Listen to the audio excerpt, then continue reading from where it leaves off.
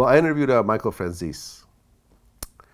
Michael I Franzese. saw that You interview. saw that? I'm like, I admire that guy. Like, I admire his mind.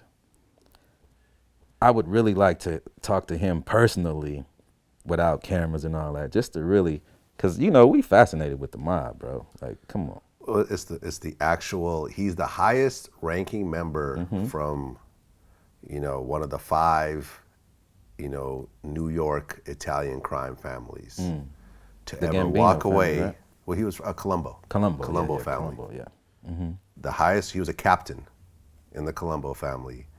The only person to ever walk away without getting killed I or know his go story. into witness protection. In the process, he stole probably hundreds of millions of dollars from the government and from other people and the such. He's a real gangster. The real gangster. He said something interesting. He said that I want you to understand that everybody talks about murder all the time. It's the most serious thing, and it is, that people attribute to the evil of that life. But here's the way we looked at it, whether right or wrong. When we come into that life, we take an oath. And at that time, we're told if we violate the oath, we could pay for it with our lives. And your best friend might be called upon because the life becomes before anything. Now, we weren't random killers. Murder was taken extremely seriously. It could only be ordered by the boss. There was always discussion about it. And, we weren't doing drive-by shootings. We weren't just randomly killing people. It was confined to us. And when I say us, it was we that knew that we could pay the price if we made a mistake or we did something wrong. Now, what I said before is that I saw people die I don't think they should have, because the life gets corrupted. But I always want to say this. We weren't random killers. We didn't go around murdering people. It was taken very seriously. And I think that's a wrap. You see all of these wars. Well, who are we killing? We're killing each other. So I think he was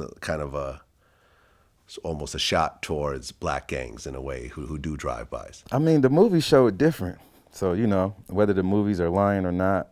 He said some of the movies are accurate, most are not. Donnie Brasco, like I said, they took the dramatic liberty there, but it was pretty accurate. Casino is actually my favorite movie out of the Yeah, I genre. like Casino. Casino was good. But not accurate. Not really. Not really. And you said Sopranos is completely inaccurate. If a mob boss was ever visiting a psychiatrist, he'd be in the trunk of his car by the end of the week. Okay, so, I mean, he would know better than us. So I don't know. Yeah. It's just an interesting perspective. Yeah, I mean, the mob, this is what I tell the gang members. I'm like, yo, so we've been gang banging pretty much for close to 50 years. What have we accomplished?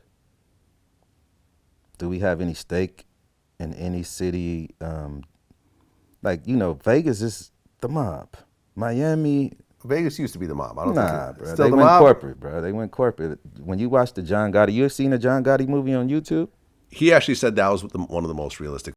I'll tell you what I think the best mob movie, one of the best. It's not as notable because it wasn't a theatrical release, but the HBO movie Gotti, where Armand Asante played Gotti, I thought that was brilliantly done. It was about as accurate a movie as you're going to see on that life, certainly on that story. I don't know if you've ever seen it, but if you haven't, go on HBO, go and watch it. It was great. The guy that John Gotti took out was trying to tell, he said, John, the world is changing, John. See? We can't do it the old way. We got to update this thing of ours. We got to go corporate because it's out of control now. Too many people have been indicted from all these families, all these snitches. We got to switch it. We gonna still have the organization, but we got to go corporate now. That was the goal. That's where John Gotti messed up. You see what I'm saying? And that's the mob is still pretty much. Come on, man. They just corporate. They just not operating the same way. Yeah, I mean, he said the mob is still around. Absolutely. They're just more I live in secretive. Las Vegas. You can't tell me that they're not. So you see these guys. Come on, bro. And they don't look like that. You know what I'm saying? They don't have that look. But if you know, you know. Some of them look like old doopy. Like, you know how some of them older guys in the mine don't look like no killers or nothing, bro. But they who they are. Well, I mean, the mob were the ones who ultimately started Vegas. If you watch the movie Casino, they still got it, bro. they still got it. Yeah, you don't just let go of something like that. Come on, man. They're not. The whole mob wasn't stupid, bro. They were very intelligent people. But what I was trying to say is that they had a goal, And their goal was to get some stake in America, to have some claim here, which is, wealth, property, businesses, things to keep this thing going. The gang members didn't do that. Yeah. And I believe it's because the majority of the original people of the culture, they wasn't that bright. You know what I'm saying? They were bright in the instance to amass a bunch of people, but they didn't know how to move them to, into elevation. You know what I'm saying? Like they pretty much pushed them down instead of bringing them up. You know what I mean? But with all that power, you should have something. Well, yeah, I mean, it reminds me of my interview with Mob James when he said that at the end of the day, you said that everyone is still in the hood. No one has any money. No one even has a nice car. We ain't got one millionaire. We ain't got $1,000. We ain't got not one man prospered from that. Not one. Everybody is back where they at. And when I say that, a lot of people get me twisted and saying that I'm bitching about what we got paid or where we at. Take your licks. I take my licks. I'm the first one to admit that if I can do this again, I'd get paid, and everybody else would be getting paid. And this guy lost his own brother.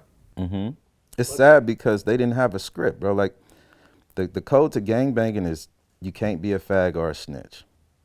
Them is the only two. There was the basic, the 1974 code, bro. The G code. You can't be a faggot or a homosexual person or a snitch. Wait, so who made this code?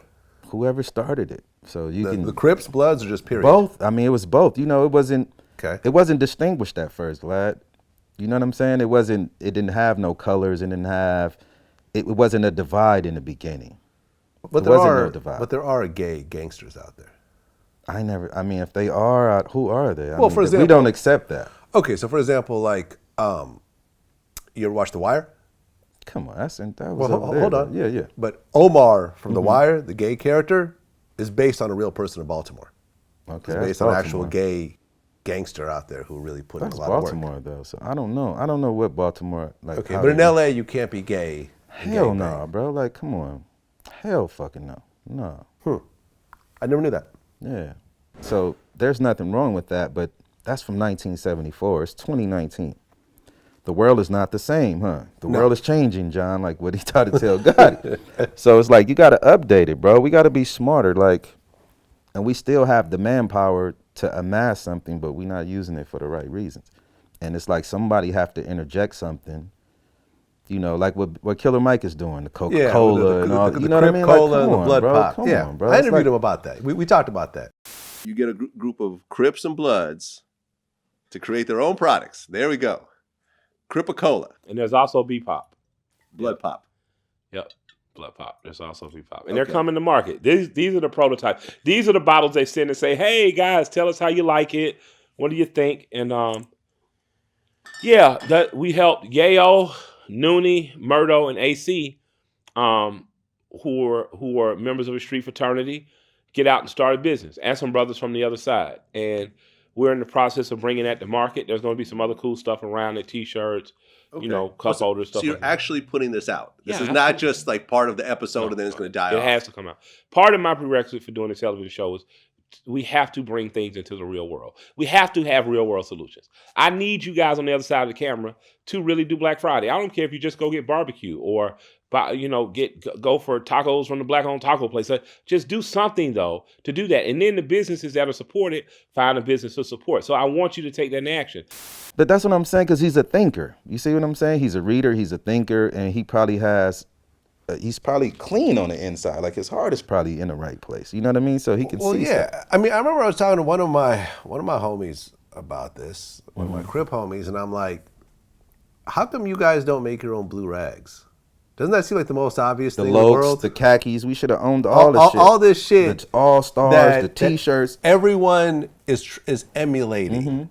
Like, if you're I talking mean, we about should have incorporated the word, first of all, or made it, you know what I'm saying, patented or something. Yeah.